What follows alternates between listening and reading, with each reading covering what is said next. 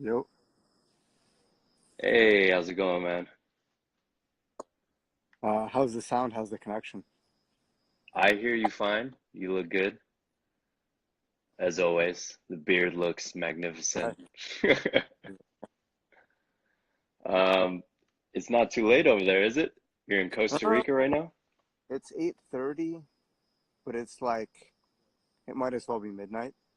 Like everything's pretty much. I'll show you. It's pretty much. Uh,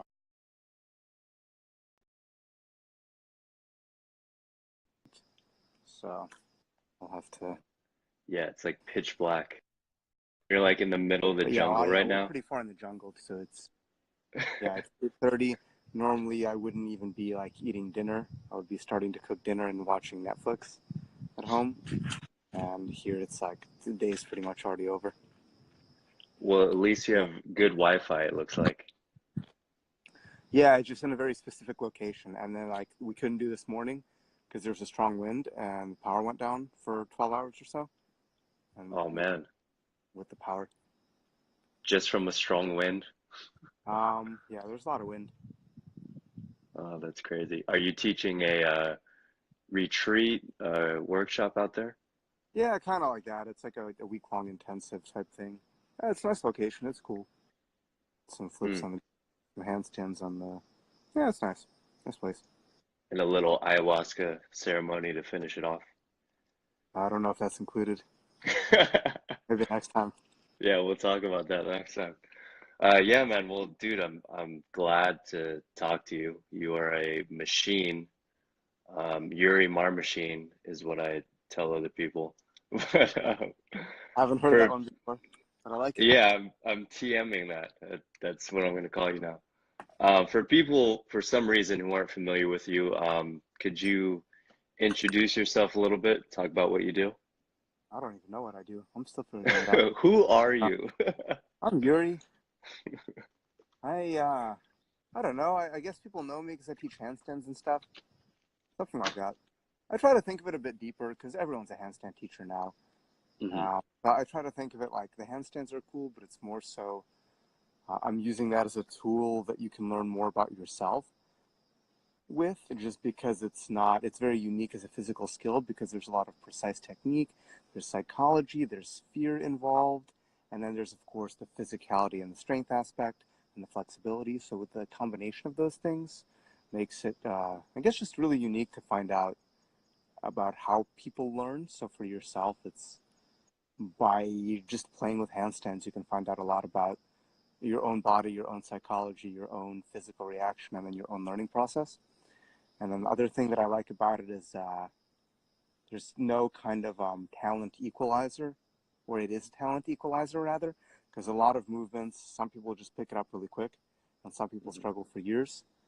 And handstand is one that no matter how talented you are, you won't just get it. So that's what Hmm. I like. So I guess that's what people know me for, but I try to, I don't like to limit myself, so just, I guess I like the term physical arts because that incorporates a wider variety of things, and then the acrobatics are just part of that. But yeah, so yeah, I guess I'm a performer sometimes too, but mostly I'm doing a lot more teaching these days. Mostly just because I'm not going to wait around for work to come. I'll go where the Hmm. work is. I got to pay the rent, and if there's Yeah, more for work, sure. I'll continue that. And I do it. I enjoy performing as well, and I enjoy teaching. It's just yeah, it's I'll go where the work is. Yeah, I like how you use the word physical arts. It reminds me of kind of the old school physical culture, Yeah, which absolutely.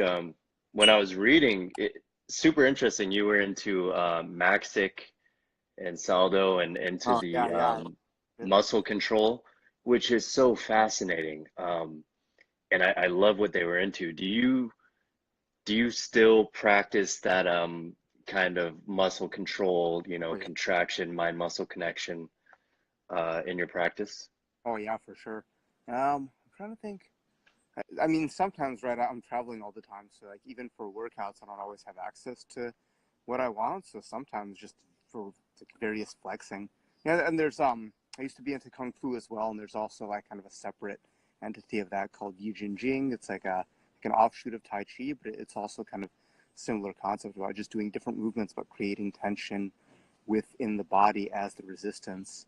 And it's, you know, by itself, it may not allow you to lift heavy weights, but just like, yeah, this idea of it's your body, control it, and to how high of a degree can you control it. And there was another book as well. It was more martial arts themed. So Dynamic Strength by Harry Wong. I read that Oh, years it's ago. a great book. Yeah, it's Yeah. fantastic. It's just it's like super interesting concept. Like you can use your own body to get more control of it. You don't need external load all the time. Of course, it's a different stimulus, and of course, it's good.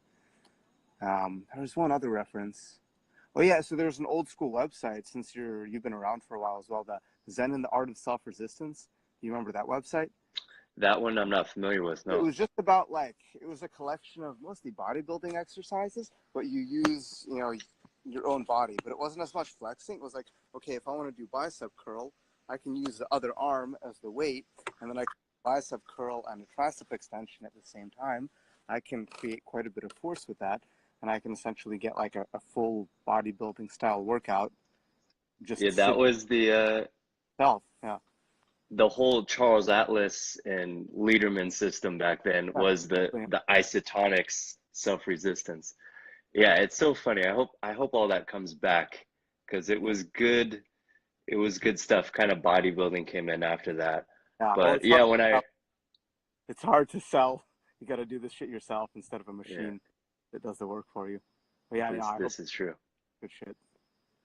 But is that so you got into that and then martial arts and what's cool about you is you were self-taught with handstands, right? You learned, went into the practice on your own. So Yeah. are you glad you did that or do you wish you would have done it in the regimented classical Um, sense? it is what it is. I wouldn't say I can look at it from both ways. On the one hand, I could have been a lot better. I could have had a lot more potential if I took a better learning process. On the other hand, as a teacher, it's a huge advantage going the path that I have followed because I've seen this happen all the time where, amazing high level athletes and performers, they can't break things down to the level of a beginner again because they're too good. Not in a bad way, but their skill level is too high to understand that. Like, it's so ingrained within their body that they don't really know how to break it down past a certain point. And it's like, I don't know, explain to someone how to walk, how to breathe. You can do it. You can do it at a very high level, but to explain it and teach it to somebody. So the path that I followed gave me a lot of advantage, I think, as a teacher with more of what I'm doing now, but as a performer, as a practitioner, I definitely built a lot of bad habits that have held me back from achieving a higher level, which, who knows if that even matters. Because I don't care that much now about the fancy tricks. I just want to be able to do the same stuff for until I'm really old. I Oh want to yeah, be hell yeah. old and beard goes gray, but I still want to be able to do a backflip. And I would rather do that than throwing all kinds of crazy doubles and triples and then having broken knees by the time I'm 35. I feel you, man. As I'm getting older, I still am, I feel like I'm working out for like a purely egotistical sexual value increasement, but I want that as long as I can. I'm investing in it in terms of that. But it's super interesting you said that you kind of learn these things later on as an adult and went through the mistakes and were self-taught. And I think that is kind of the features of a great coach because you see a lot of people who they came from like these child prodigies where Yeah. they just learned it when they were young and it stuck with them and they had this base of movement, whether it's dance, martial arts, and then they're teaching adults who don't have any of that background, oh, just do this and learn this progression. And it's like they don't have the foundation. So I think it seems like you're a rare case. I don't think there's too many circus performers who go into it in their adult years, is there? No, it's not too common. It's well, and that's like it's a hard thing to compete with in that industry as well, because if I'm doing an audition, I'm competing with someone who has been a gymnast since they were a kid, and there's a certain level of skill that you pretty much can't get to unless you started as a kid, just because you can bypass so much of that conscious learning process. But Mm. but yeah, that's how I was saying. Whatever you do, it'll give you your own unique advantages. And especially, yeah, teaching adults, it's like I've seen this happen all the time where they go to a class, gymnastics class, for example, that was taught by former gymnasts, and it's like they're trying to teach adults the same way they would teach kids, and it's will be only effective for a very small percentage of the people. But it's like you have to know how to, in the moment, break it down further than you think. That was the lesson that I've learned just through my years of teaching, is like anytime that I thought I understood what a beginner level was, someone would always surprise me, and I would have to break it down another step. Another step, I'd have to go, molecules, and then atoms, and then quarks, and then getting into whatever other subatomics. But Yeah, the just, Higgs boson training yeah, module. yeah, Yeah, that took a while for me to learn, especially because I was following, like, as a kid, whatever the pros were doing and these high level athletes. I'm like, I'm gonna do their program and end up like them. And it's like, no. And especially other people, they all have bodies, work with where they're at. yeah. Um, And that's funny yeah, but too. So many questions asking about like my training or my diet or whatever. And I think that's kind of the intent, is like, oh, if I do what somebody else does, I'm going to get the same results. And no, it's not ever the case. no, not at all. And Yeah. then you have to scale it too. Like if you think of Ronnie Coleman or someone who's like 400 pounds, all muscle, like anabolically, like through the roof, and it's like they're eating 350 grams of protein, so I need to eat 300 grams of protein. It's like, whoa, yeah, maybe if you scale it to your 50 grams of protein, you might match that level. So yeah, comparing is bad, especially on social media and to these unhuman specimens like yourself, you know. I'm trying to grow a beard like you, and I look in the mirror and I'm just comparing myself to your length every day. I just had it trimmed. More You so the son of mustache. a bitch. It was more so the mustache that I had to trim because it was starting to get in the way of my nutrition. Yeah, your beard eats some of your calories, and you can't have that. But you also have to nourish it. Oh, yeah, yeah. I oil it. And it's a bit dry here because it's like end of dry. I can't be conservative with my oil and balm. I have to use quite a bit of it to keep it Oh soft. yeah, that jungle climate.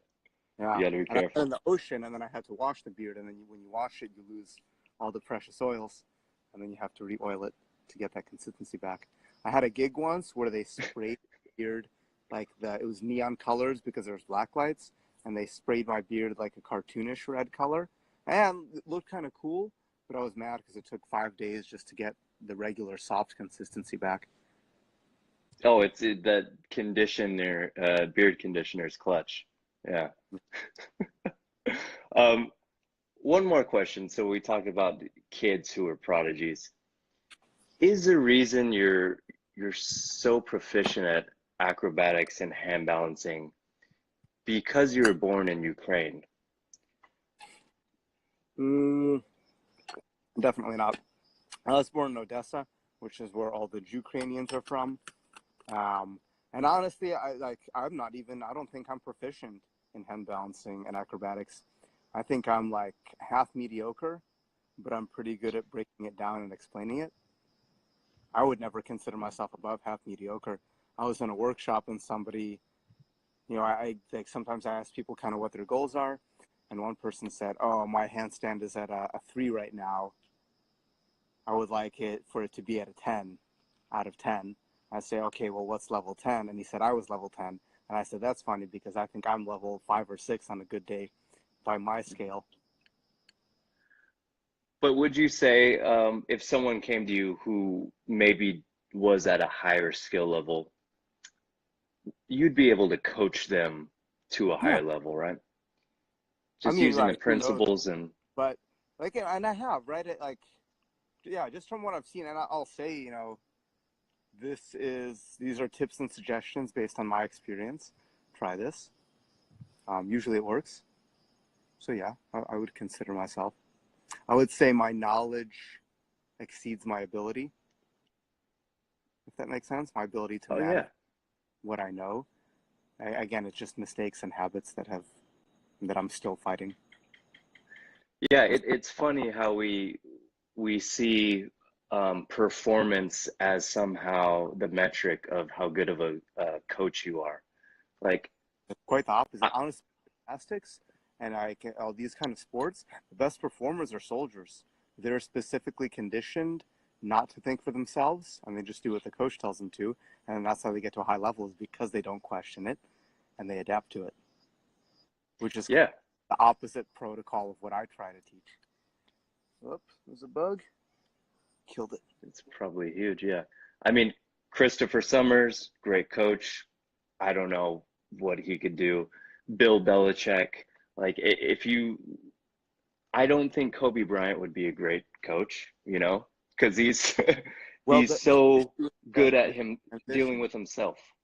Yeah, there's a transition. So to go from an athlete, like, right, being able to do something is not a guarantee that you can teach it. So to go from an athlete to being a coach to being a teacher, you have to learn how to teach. It's nice if you can already do the skills, of course, but there's a separate skill of teaching it, and it's just it's communication, and if It it's is. you have to learn it. It's so much of human psychology, communication, it's storytelling. Uh, yeah, that's something that they don't tell you when you get into, I guess, even just general fitness trainer, personal training is, I'll say this, like from my experience, the best teachers that I've worked with in one session or one workshop, whatever, would permanently change the way that I look at what I was learning. Like that's for mm, me the highest standard. Is that from something they said or something is demonstrated or from a story, the way that I looked at that particular skill from then on was completely modified, completely different. oh yeah, I agree. I've had the same experiences where they could be going over the same content that I've seen a thousand times, but they worded it and kind of changed the perspective Yeah. that made a lasting, lifelong impact. Which is why I'm excited to have you teaching this upcoming month at OMU. And you're going to be presenting your take on hand balancing. Could you kind of give an overview of what you plan to teach and what you hope people will get out of this?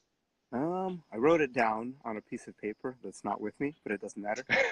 Uh, so I mean, in 1 month, so you can make significant progress, but hand balancing is a much more long-term um, discipline than you can really do in 1 month. But of course, 1 month. So week one, it's going to be just kind of basic, like physical accumulation. So understanding, spending enough time in position so you know how to place the shoulder, how to place the arm, what it feels like when your shoulders are in this position, and just getting comfortable with getting up and down and getting upside down.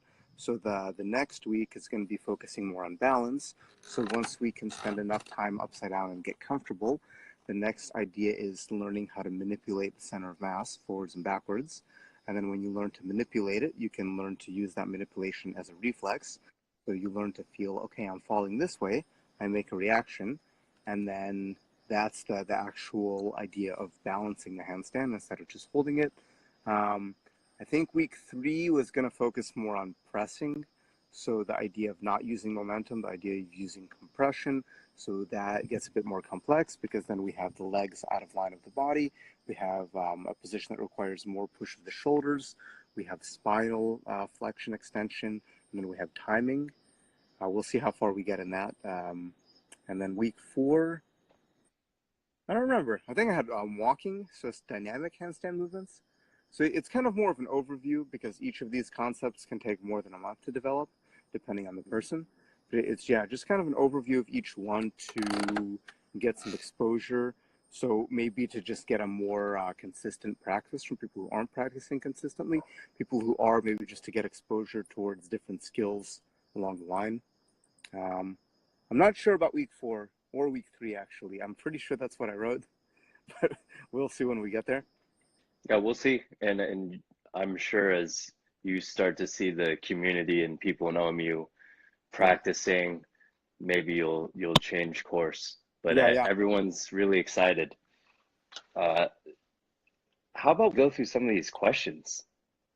Okay. Yeah, I saw a couple and then I kept talking. My beard is gray. I love it. Rock on. Oh, it's Thomas. I know him. He's from Bondi. Slovakian guy. Good guy. At Slovakians. what age did you start gymnastics slash handstand? How long did it take you to get to your current level? So it's really funny because when I get these kind of questions on my live chat, I usually roast them because I think it's a really shitty question. Hayden, Because you're about to get roasted, man. well, it's a personal question, but also why does it matter? Like it honestly, it doesn't even matter to me. So it's weird for me that it matters to you. But so first of all, I never did gymnastics, if you consider it competitively, but I did elements of gymnastics in my physical practice. So I started at around 17, 18, gymnastics handstand. But it wasn't like I started.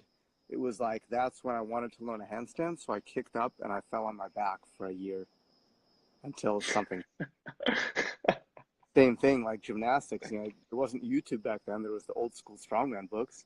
I read the book and say like, okay, here's a picture of this guy pressing from a frog stand into a handstand. I'm gonna go try that. Fell on my back. Doesn't matter. You know, I was 17 and I was a lot lighter, so I could do it over and over again. How long did it take you to get to your current level? I mean, I guess since then, I I Yeah. guess years or so. But you know, what's my current level? Because I was doing harder tricks, you know, a couple of years ago. Like, you know, my hand balance this last year has gotten worse because I've been dealing with a wrist injury. So is that now my current level, or are you talking about the highest level I've ever been at? For hand balancing, that was actually a couple of years ago when I focused more on hand balancing instead of some of the other arts that I do. So it's not a question that I can answer directly because, you know, what's my level? The easiest thing to answer is since the time I started training. That's my current level. So let me pause right there. So do you have any goals to progress any aspect of your training currently? I'm not really good at setting goals. I don't think I ever have. Like, I've ever set any goals. I just kind of like go in a direction. So most of my goals, honestly, are focused towards, like, if I would even call them goals, I guess just teaching and business. There's a lot of stuff that I want to, like, I'm doing everything myself and it's really hard. And there's a lot of stuff that I want to finish and kind of get going. So those aren't goals. That's just like shit that I should do so I'm not useless as a human being. That's for me. That's how I describe it. Otherwise, as far as training goals, I've been getting back into acrobatics. I took a few years off, not off, but I didn't really do it much for a few years because I focused a lot on handstands. And in the last like 2, 3 years, I've been slowly getting back to it. And there's still a few moves that I used to be able to do that are now getting there, but still not consistent. So I would like to get those back. But I'm not, Awesome. no, it's hard when I travel so much to really be able to train consistently and all this shit. So it's Oh, it's like, the worst, yeah, I just try isn't to it? put in work when I can. Usually, if I'm at home, I can make some progress if I'm not stupid. And then I leave and then I lose the progress. And then it's like a back and forth. But such is life. But yeah, my real goals consist more of getting my business and my life together more so than my actual training, if that makes Well, sense. if you put out a course on how to get your life together, I'd be the first one to sign up, man. That's later. Eventually, once I have the business together, then I can put out business and life courses. Yeah, I just right. don't feel my life together enough yet to warrant calling myself a life coach. Just Well, you could reverse engineer it, man. You know, it'll manifest. So we have a love it. question from Free Royale. Do either of you drink, and what do you think about imbibing while training? That's an Oh, what are interesting you question. training? So if you're training like drunken kung fu, drunken boxing, you might have to, because you have to get into that state of mind. I drink maybe like probably less than 10 drinks a year. I like an occasional dark beer, like black beer, more for the minerals, I think, than alcohol. Um, I like to stay sharp, so I don't really drink. But I like the taste of a good black beer. Like you can taste. There's this other shit that I take, shilajit mumio, which is like a black tar mineral resin that they Sounds scrape off intense. in Siberia. It is intense. It's like a black tar that you put under your tongue, and I've been taking it for a while, so I can say that maybe it gives you power. I'll say that it tastes like it gives you power. If power had a taste, Dude, this would there's be. your next business venture there. You need to put that up on the website. Yeah. Um, Yeah, but I good dark beer, I can taste some of the notes of those black minerals, but black it's about mineral. it. Hmm, it's interesting.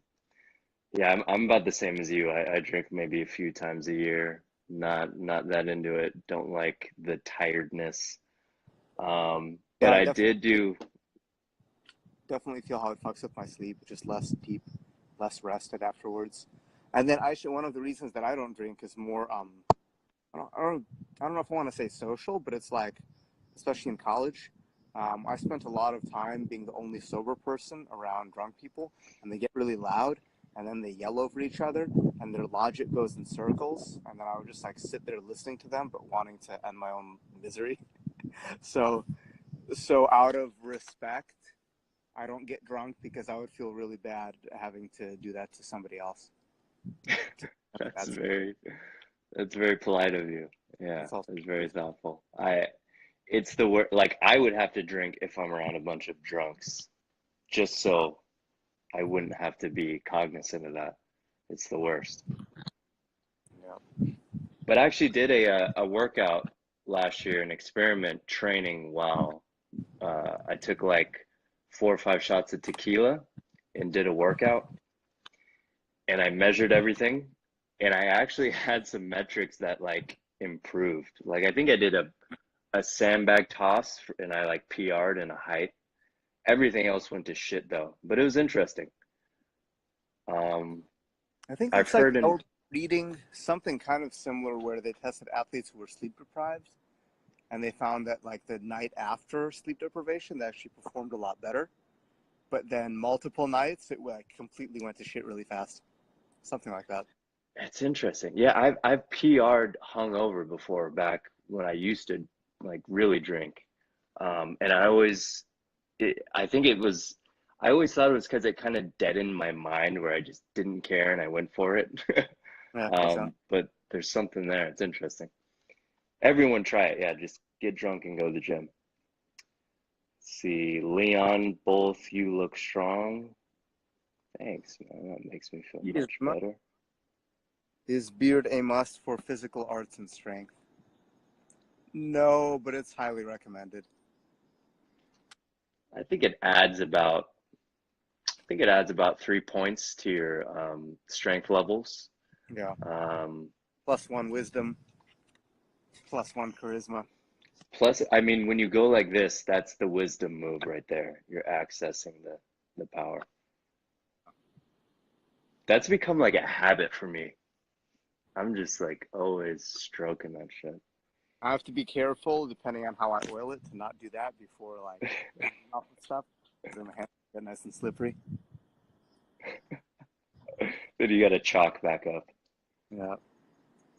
Let's see. I don't see too many other questions. There's got to be one more. Mm, Was that an animal I heard? no, that was my butt. Okay, good. I had a lot of rice and beans earlier. It's good power food. Because I was about to say, damn, those Costa Rican bugs. There are a lot of animals, but Yeah, you're also in the middle of the jungle, man. I could hear the there's crickets. there's the howler monkeys here, and they're pretty small, but they sound like gorillas. They sound huge, so they're pretty interesting. You'll hear them way out, and they make kind of noise like. It's, But they're not aggressive or anything. yeah, I haven't fought them yet. I haven't fought them yet. But Uh, odd, I think the monkeys go straight for the balls. That's what the chimps do, right? That's like their first attack is they'll rip your sack off and then go for the neck. oh, well, that's horrible. I can't confirm No, it. I've heard it somewhere. If they get it's a aggressive. smart tactic. I know Yeah. that. I might steal that maneuver. Just I mean, bite the testicles off. street fight for sure. God, monkeys. I was last time I saw monkeys, where was I? In Bali. I know. Can you answer this? Why is Bali so big with yoga and kind of acro hand balancing I don't communities. Do really you? know. Like I taught there in January. It was okay. I like teaching there. I wouldn't go there for vacation. It was just like a lot of tourists. I don't like places where I stand out. So like there, it was obvious, especially me walking with my beard and my little sun hat. It was like I couldn't walk a couple hundred meters without getting offered 5 different motorcycle rides. I couldn't look in the general direction of a tour of a local without getting sold some shit. I guess it's cheap, and there's like beaches and stuff. I don't know. I don't like. I have didn't find my. I mean, I enjoyed teaching there. I thought the gym I taught at was a really nice facility, but I didn't find my soul. I had. I did have a good intestinal cleanse at one point. I ate or drank something that didn't agree with me, so there was definitely some cleansing. Hmm. Some Perhaps. purging, yeah. Well, yeah, there was a good purge. See, would you like to talk a little bit about how to overcome the fear factor for certain skills? It depends on the skill. So, number one is to fall. Like you have to be okay with falling. So sometimes you just have to chuck it a couple times and just let yourself fall to know that it's okay. Number two is that you have to trick yourself sometimes to do. It depends on the skill, but you have to do a lot of drills to get the coordination to the point that you don't have to think about it when you combine it. But then sometimes you go for the full skill and you second guess yourself and you hold back. So there are moments that you have to sometimes just trick yourself to go for it, find a way to do it without putting that conscious thought. Like some of the best, tumblers and trickers and acrobats, they're they don't have. I feel like they never developed that consequence decision making part of the brain. It like doesn't occur to them that trying this crazy shit may get them hurt. And everyone gets hurt at some point, but it's not like the injury rate is so spectacularly high. They just don't let it bother them because they never develop kind of that method of thinking, which is difficult if you're smart because you're going to worry and you're going to think about shit a lot.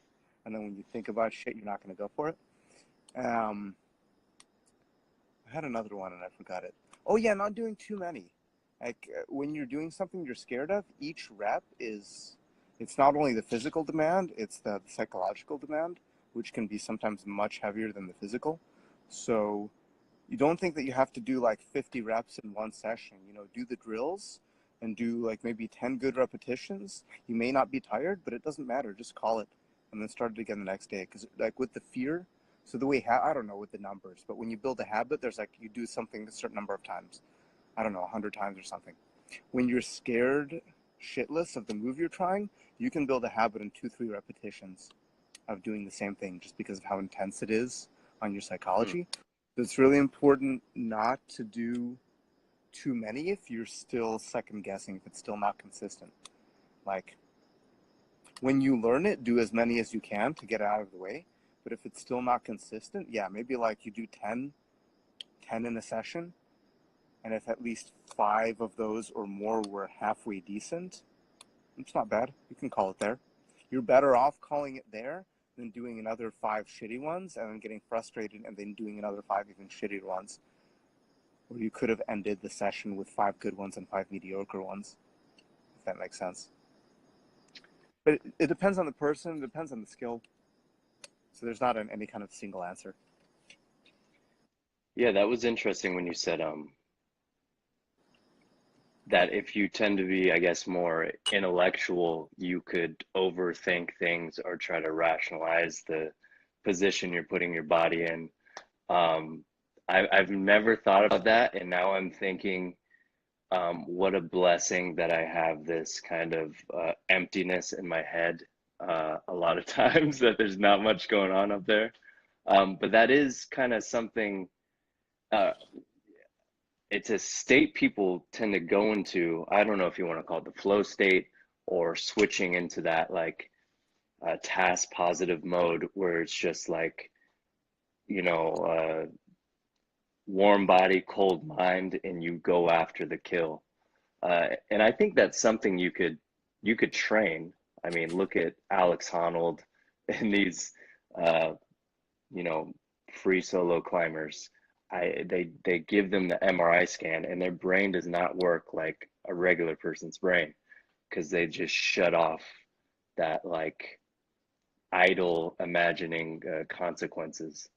Yep. Do you feel like you've trained yourself to a certain extent where you can go into these situations and go into the mode, the the Yuri Marmerstein mode? Not 100% because I tend to overthink things a lot. And it's interesting you mentioned that because that's like for the intellectual minds. And I know because I had to, I'm still there. I'm still working on it. It's kind of like I found it sometimes as a safety net for something that I wasn't comfortable in. So it's like, oh, the reason I can't do this is because I don't know so many animals. This drives me crazy.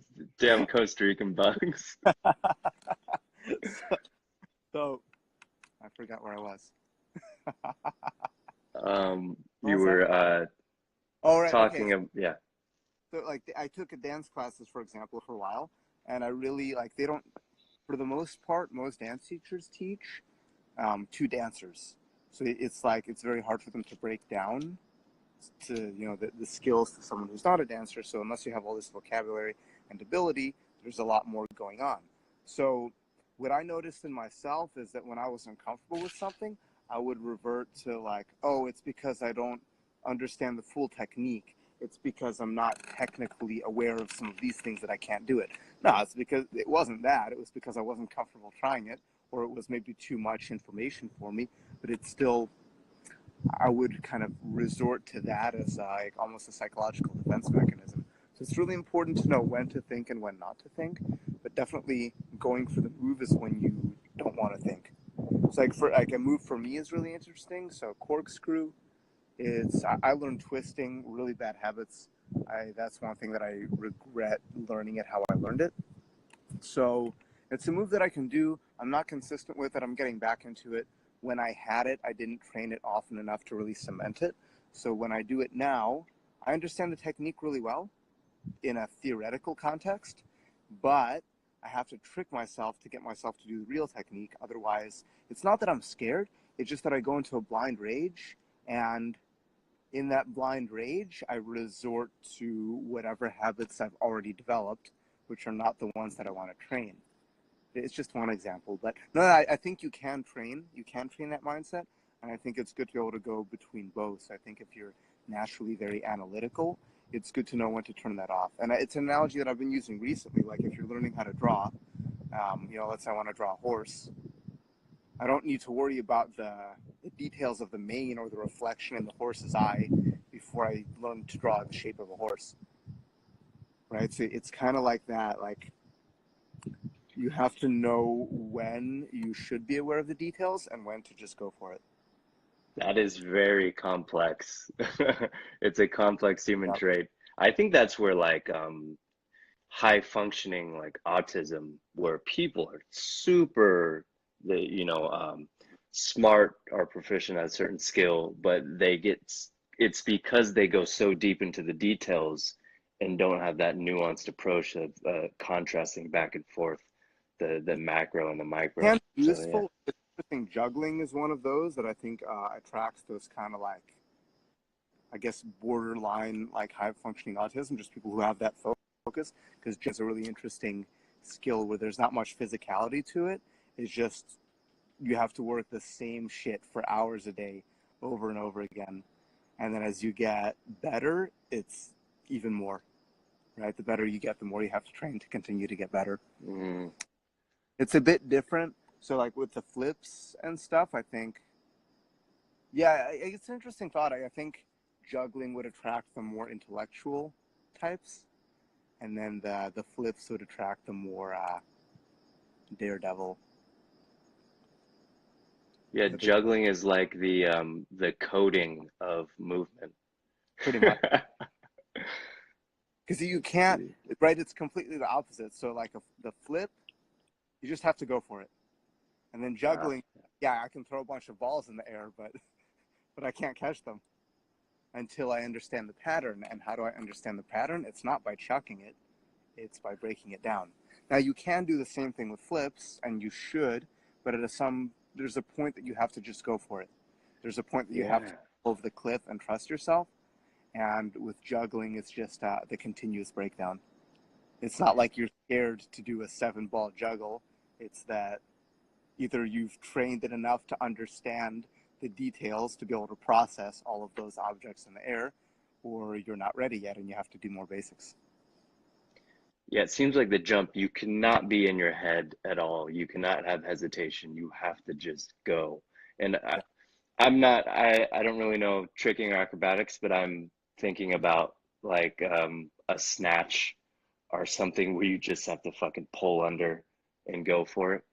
It Right. has to be so committed and unconscious. And yeah, that is an interesting state to put your mind in. And Even it's like a high box jump.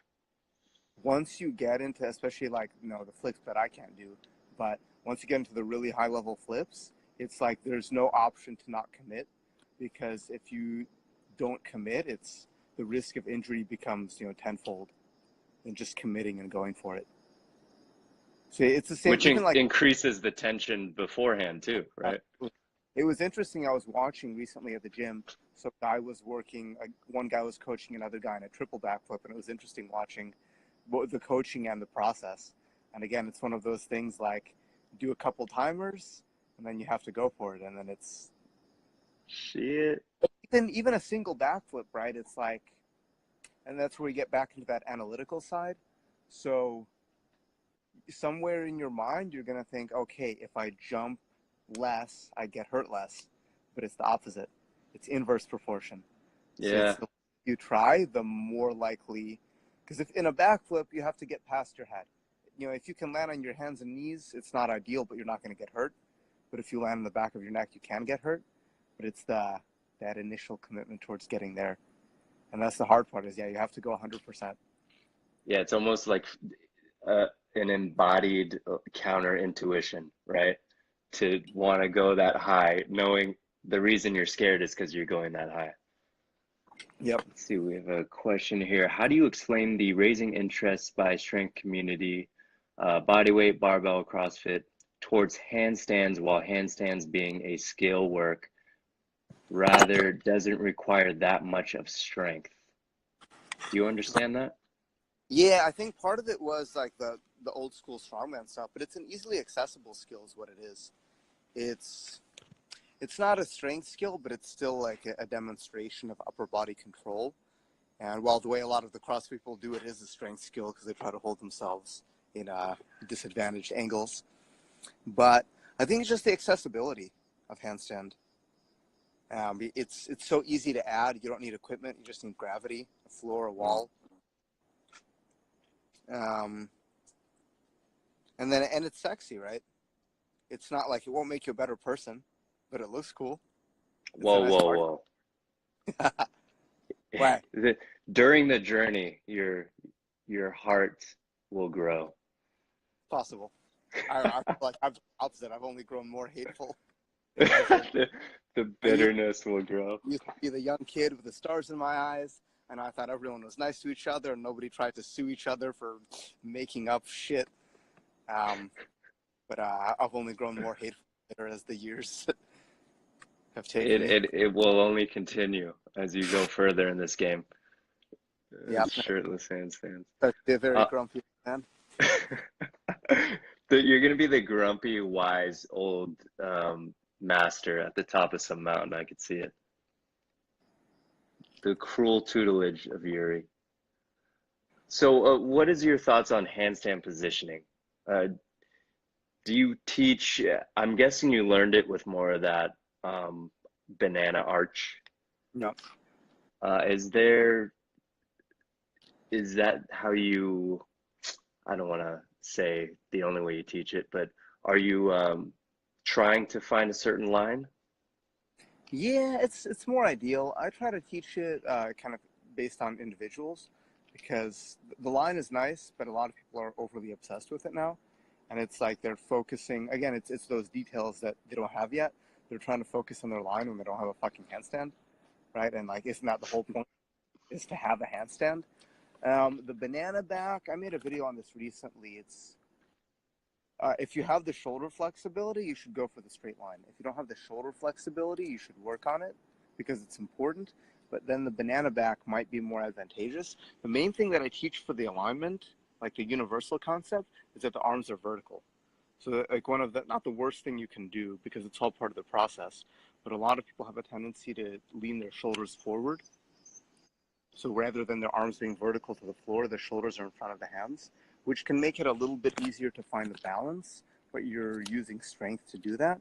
But the unfortunate part of that is it's putting more pressure on the wrist. So long term, it's not as sustainable because just to hold the position is more stress on the body. So it's like, I don't know, imagine standing, but you have your knees way over your toes. It's completely Mm. safe. If you're doing that all the time, you might have sore knees eventually. So it's kind of like same idea. The rest of the body can fall into place, but understanding that the arms are vertical is, for me, one of the most important kind of early concepts that I try to teach. Yeah, the line is Mm. better if you can get a straighter line, but don't obsess too much because, like, if you have a big chest, you have big legs, big butt. Even if you work really hard to get a straight line, you'll still never look as straight as someone who's skinny, just because of the build. So yeah, and even in the professional world, it's like a lot of really good hand balancers on a professional world class level. They don't have that good of a line. They just know how to control their body. And it's like, yeah, you could talk shit that they have a bit of an arch in their back, but you can't do what they do. So clearly they make it work. And there are people who talk shit over that kind of stuff. Yeah. Yeah. Oh, yeah. So, like, there's so much obsession over these details, and it almost becomes some kind of elitism. But wait, yeah, I don't know if you might not be on the Handstands Anonymous Facebook group, but it gets pretty bad there sometimes. Thank God I'm not on it now. Wow. Do they have like pictures of people and do they put a line on it and say like, hey, they're off? They do. And then No, also, they don't. no, but like, it's, you say that as a joke, but people are doing this shit. And then, Because I'm they picturing like have, these postural analysis people, and that's it sounds like that's what they're doing. yeah, and it's like, I have a bit of arch in my back just because of how I'm built. I know how to control it. But it's the other thing they do is they have the check mark and the X, right? So on the left side, that's the check mark and that's a straight line, and they have little bullet points like, oh, pointed toes, straight knees, engaged glutes, tight core, chest in, shoulders open. You have the obvious points. And on the right, they have the X. Oh, you can't do it this way. Loose knees, flexed feet, arched back, loose butt, closed shoulders, whatever. Who gives a fuck? God, they're such good teachers. They know so much. Yeah. Have Well, a dude, good I'm so glad you're out there teaching and helping people, and glad to have you on. I know it's getting late over there. I'll let you go. But for people listening, how can they learn more from you? I know they have a website, yuri-mar.com. That's correct. Anywhere else? That's the main one other than the social medias. YouTube, Vimeo, Amazon. Well, actually, no, don't buy my ebook off Amazon because I don't get very much of that money. If you buy my ebook, you should buy it from our website because Amazon takes a pretty big cut. Do they take more than like 10%? Oh, there's so much more. It's so What? interesting. It's $15, right? So it's interesting that if I sold it for $10 on Amazon, I would have actually gotten a bigger cut. Like I would have actually made more. But I want to keep the price the same. So if people buy it on Amazon, it's fine. But I'll never direct them to Amazon because they take like, I want to say 60% or something like that. Something What ridiculous. the fuck? So is it because you had them published through Amazon? Yeah, because it's like through the Fire or the Kindle or whatever the fuck it's called, e-reader. So it's like Oh, something with the royalties for that. So like, it's not, if you find it on Amazon, good, but you're not no. supporting as Go to well. Yuri's website and order that. Dude, I did not know they took that much. That is like a monopoly. That's a scam. Oh, it's brutal. And then Smashwords, they take a pretty small cut. Smashwords takes like, yeah, like 10, 15%, which is pretty reasonable. Um, Reasonable.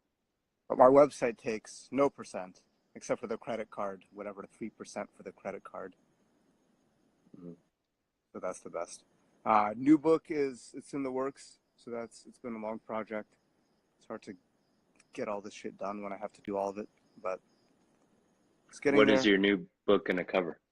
It's just the second. So the first book is about the basic handstand. I try to keep it very direct. The second book would be the next level. So like once you have a solid handstand, what's the next level you can go to from there? So it covers just different variations on the handstand, press handstands, handstand push-up, ring handstand, Mexican handstand, the more advanced strength variations like the 90-degree push-ups and the tiger bends. What else? There's more. Yeah, Tiger concept bends. programming and stuff. So yeah, it's good. It'll be. I'll be glad when it's done, but there's still work to do. Awesome, man. Looking forward to that. Well, I will see you Sunday in the OMU universe, brother. Yep, sounds good. See you All there. right, have a good night. Watch out for those bugs. Make sure Yep, you lock your doors. always. All right, Yuri. Have a good night, man.